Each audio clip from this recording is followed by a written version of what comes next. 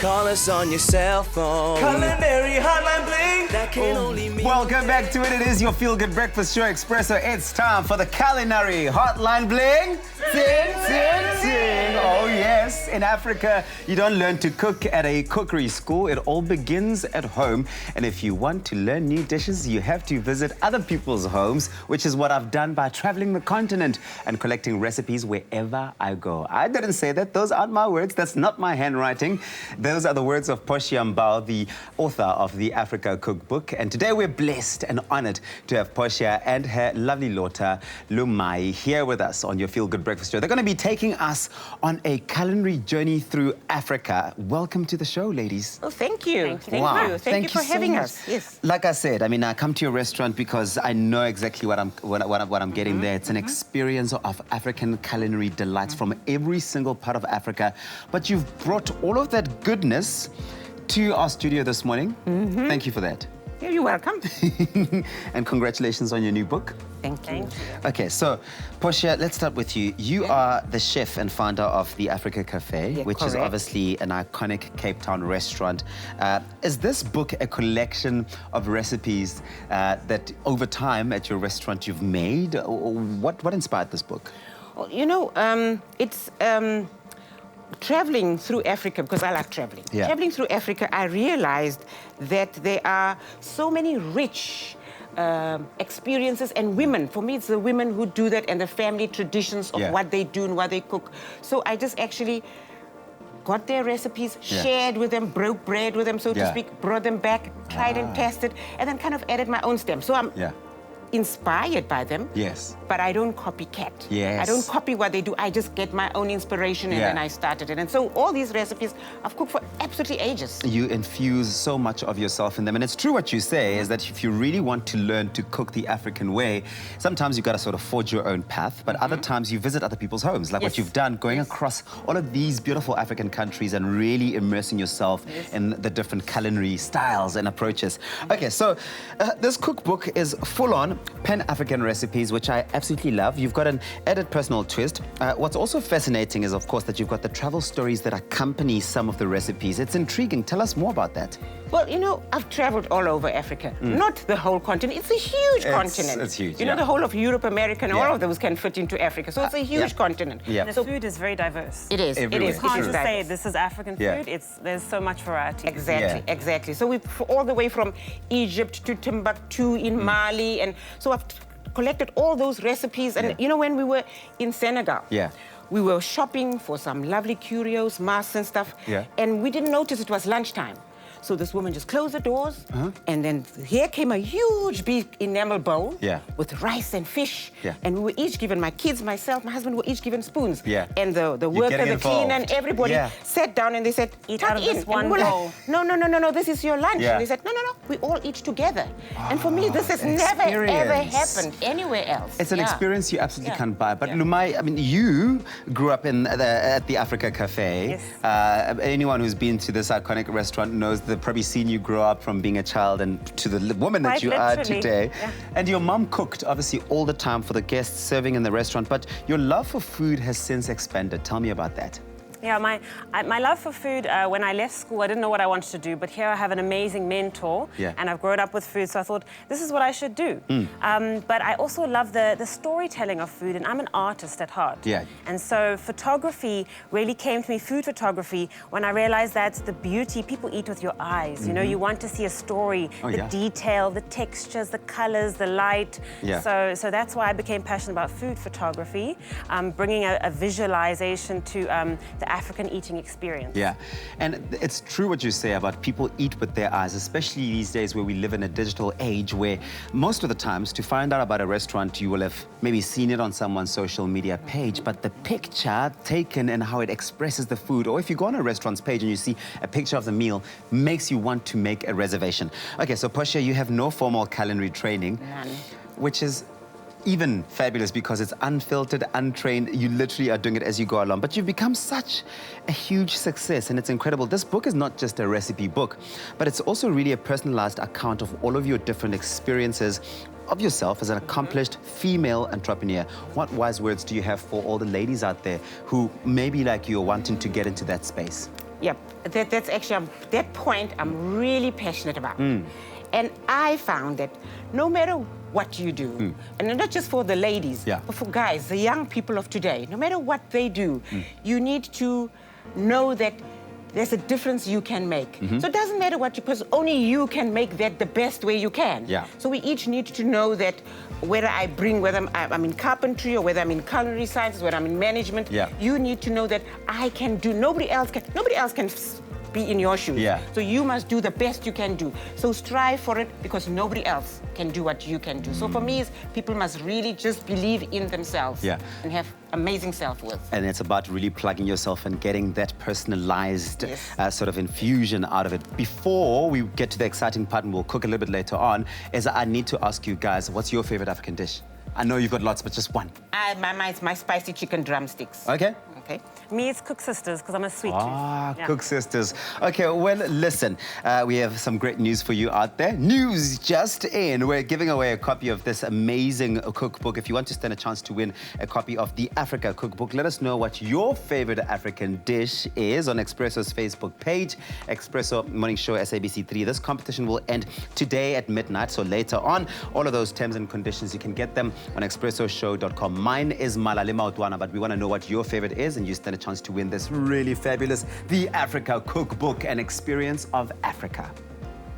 It's my feel-good breakfast show. Call us on your cell phone. Culinary Hotline Bling. That can only mean Welcome back to the Culinary Hotline Bling. Sing, sing, sing. What a privilege it is this morning to be in the kitchen with Portia and Lumai. They are the powerhouse mother and daughter team of the Africa Cookbook, made with love out of the Africa Café. Now, this book is a compilation of some of our continent's best recipes. And now we're going to be taking a culinary tour all the way to Kenya and making some Kenyan irio patties with a dania dip. Just that word irio and how it rolls off your tongue tells me that this is going to be a dish worth putting in your mouth, on your tongue, into your system. Yes, absolutely. yes. Okay, so let's talk about, it sounds very interesting. What is this dish? What exactly is it? Because I don't see meat.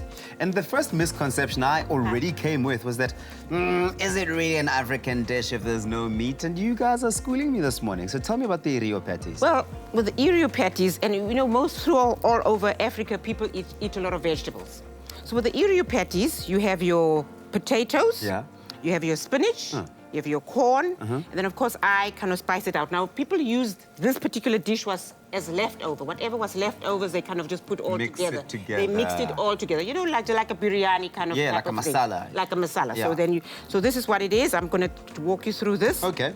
And my potatoes have been steaming in there. Okay, so these are, you've peeled them and steamed them. And steamed them in there, so just slowly. Then spinach, and you can use any other Swiss chard or any greens or kale or pumpkin leaves, which we cook with a lot as well. Okay. So and in fact, that is what they eat a lot of in Africa, more than meat, really. Traditionally, is these greens that they'd get the iron from, all your minerals and vitamins, because meat really is something that you'd have to catch, or it was when you slaughtered it, it was a special occasion. But the staple of many diets are like roots, arrowroot, cassava, that sort of stuff. And so this dish is actually very true to the roots of Africa. Wonderful. To the palate of Africa as well. I'm really being schooled because I've spent so much time in the Eastern Cape with my Xhosa people here in South Africa that I've started to believe that meat is the staple.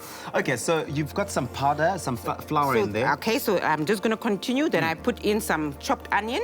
Okay. Then I follow that up with corn flour and an egg and a little bit of salt and pepper to taste. And if you want to put a little bit of chili and spice it up, you can do that as well. And that's so the beauty of it. That's it. You can make it your own.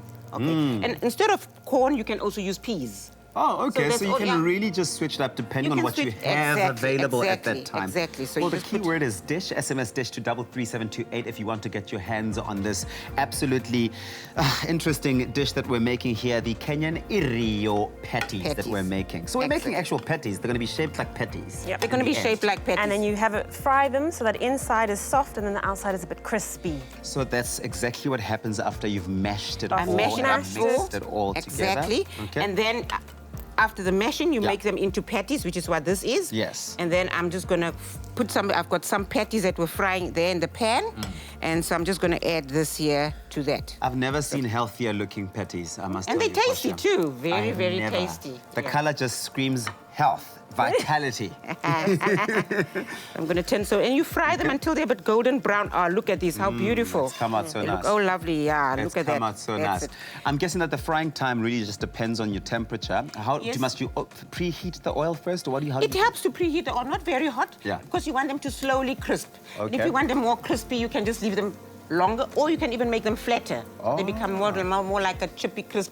So it's up to you. And what's nice is that it's quite a shallow frying, so there's not too much oil. So it really is quite Fantastic. healthy. Yes. Yes. But you So find are it's, still... it's quite filling, though. It's satisfying. Yeah. Yes. And what about Sort the of- flavor? I mean, what's the sort of flavor profile of an irio? What's the flavor profile in Kenya? Let's start there. Kenyans, they eat, like always, they like their meat, but they also like their greens. You know, we went to the markets in Kenya, and I was amazed at the amount of greens that there were. Tons and tons of greens. And leaves and things that I thought were just weeds. So the flavor profile there, they eat with a lot of fresh stuff. Wow. They eat a lot of, they do eat meat, but they eat a lot of fresh stuff. Fruit, vegetables, And I suppose the flavor and the actual taste would come out of the different goodies that you put in there. So whatever spices and other goods that you put in As there I said, like a would bring it chili, out. exactly. Yeah. But then we're having it with the dania sauce. Sorry. Yes, I was going to say That's the your dania favorite. dip, that's what adds the real flavor to it as well. How do we make the dania dip? What is it? Yes, so the dania dip is, you got tomatoes, obviously you got coriander or dania or whatever you like to call it, which is my mom's favorite herb, favorite thing to make. Oh, really? As soon as she's going to start a recipe or a dip or something, she grabs the dania first. It always starts with a dania. Really, and some people really don't like it. Some people Really? hate it. But I suppose that's with everything. yeah, but this dip, I think maybe some people associate it with something that is like parsley or that you put on top of your food and it's not tasty. But What's in here? so this is orange juice, and then of course garlic, chili, ginger. Ooh. This is going to take this, which quite simple ingredients. Give it to the that next punch. level, to the next level. So you're yeah. going to be mixing all of these together up. Obviously, you've got your chilies and your garlic and ginger, and then some honey, I'm guessing, honey as well. for Honey or sweetness. dates. Yeah. Yes, because you want to neutralize so that it's not too hot and not too chilly. But of course, ideally that would be mixed up and all of that to come out with our dania sauce. But luckily for us, we already made one earlier over there, and this is what it's like. The keyword is dish. SMS dish to 33728. We will absolutely gladly send you an SMS with a link to the recipe. I have to taste this, right? Yes, please do. I have to taste this. I have got, the patty, I thought it was going to be quite soft, but it's quite nice.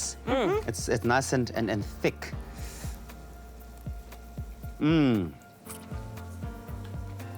Those garlic and ginger zing is pulling through. It's a zing. It's very nice, but it's actually very nice. It is nice to see, Rio patties, dish to 33728. We'll send you an SMS with a link to the recipe. You can get to make this at your own home, the taste of Africa in your own kitchen.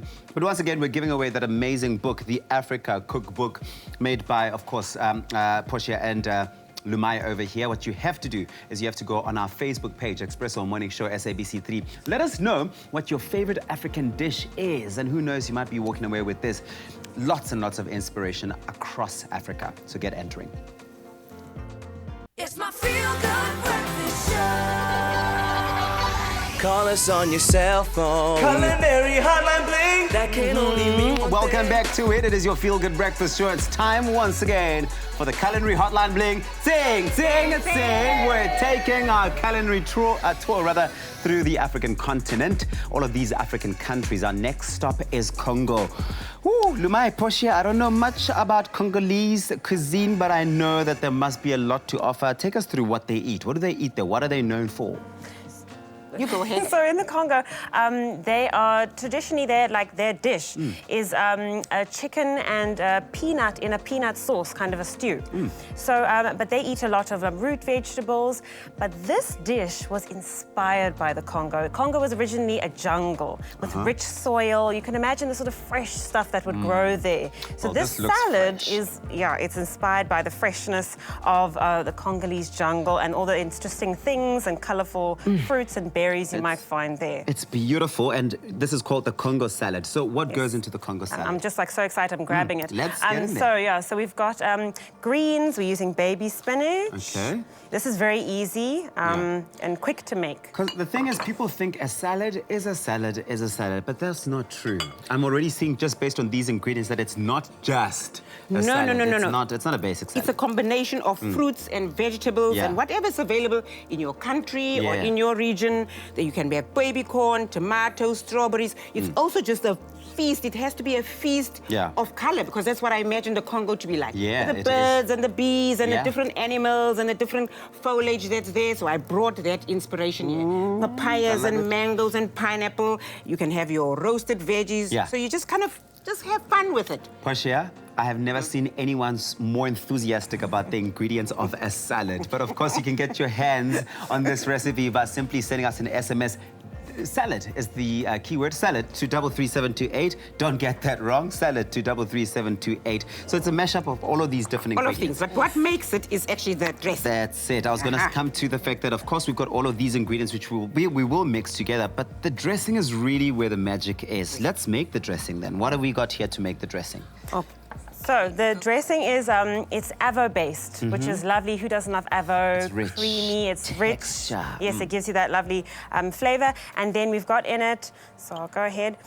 We've got in it more coriander, more dhania, of course. Because we love that. Because we love the dhania. To sweeten it, there's orange juice and a bit of honey. And we've got a little bit of red onion. Here's my orange juice. That's the orange juice. What do we? Well, I'm seeing orange juice coming through now for the second time. Why is that? Is that a common thing? So it's citrusy. So like you put lemon juice into a salad dressing, you get a bit of the citrusy tang, but it's also sweet. And so you don't have to add so much sugar to your dressing. You've got natural fruit sugars coming through. I see. Some lovely olive oil. Oh, nice. Oh, this is a nice, really nice and like sort of oily sort of dressing. Yes, creamy, oily. Got some garlic in there for a little bit of a punch. And then some lemon juice. Which you will then mix together. Don't forget your salt. Yes, oh, salt yeah, and pepper, you can't forget your, because that's flavor. Yes, yeah. Salt and pepper brings out the flavor and everything, Well, that keyword once again is salad. SMS salad to 33728 will send you this recipe straight out of the Africa Cookbook onto your mobile device, and you can make this Congo salad yourself at home. Because the final product of it comes out like this. I mean, it's rich. I don't even have to be told. Do you want to sprinkle it and drizzle it over there so that we can taste it a bit later on? Absolutely. It's absolutely amazing. Inspired by the African continent, our never-ending culinary inspirations. That's our culinary hotline, bling, ting, ting, ting, this morning, brought to us by the Africa Cookbook duo. We'll taste this a little bit later on, but in the meantime, SMS salad to 33728.